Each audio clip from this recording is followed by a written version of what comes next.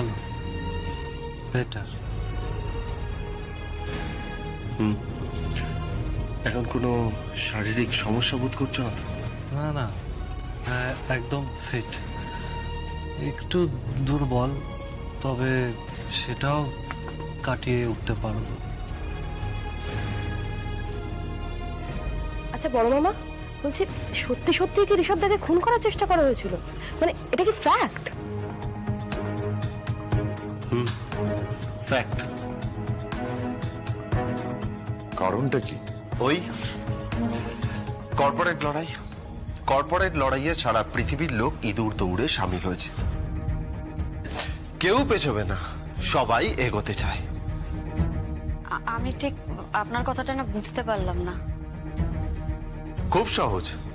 কৌশিক মুখার্জির কোম্পানি 1 নম্বরে আছে। তার রেপুটেশন, তার গুডউইল, তার সার্কুলেশন দুর্দান্ত। তার ম্যাগাজিনসের কোয়ালিটি, তার চ্যানেলের টিআরপি সব 1 নম্বর। আর ঠিক তারপরেই রয়েছে দিব্যা সেনের কোম্পানি। অনেকটা গ্যাপ, অনেকটা। আর সেখান থেকেই শুরু হয় সমস্যা। আর সেই সমস্যার আগুন ধিকি ধিকি করে চলতে থাকে। আর সেই আগুনে ঘি ঢালে বৈদেহী মুখার্জি, উৎসব মুখার্জি, চন্দ্রনাথ মুখার্জিরা,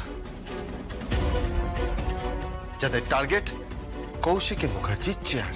টার্গেট থাকলেও চেয়ারটা ওরা পাবে না, মারি বলছি।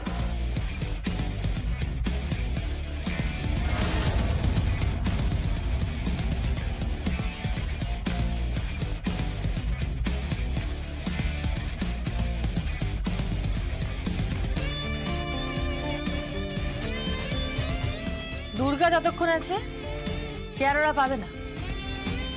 সে কৌশিকী মুখার্জি যতই রিজাইন করুক না কেন।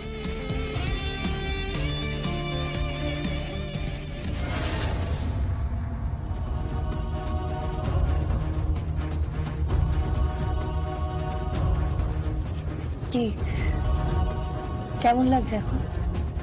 ভালো। এবি তো খেল দেখিয়ে দিলে মাইরি। আমি তো ভেবে নিয়েছিলাম একেবারে মাথা বেহুলার মতো তোমাকে নিয়ে স্বর্গে যেতে হবে,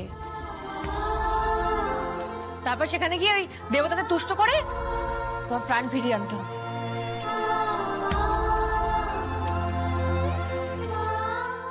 তাই তো করেছো মা, তাই তো করেছো। তুমি তো 1 সেকেন্ডের জন্য ঋষভের পাশ থেকে নড়নি।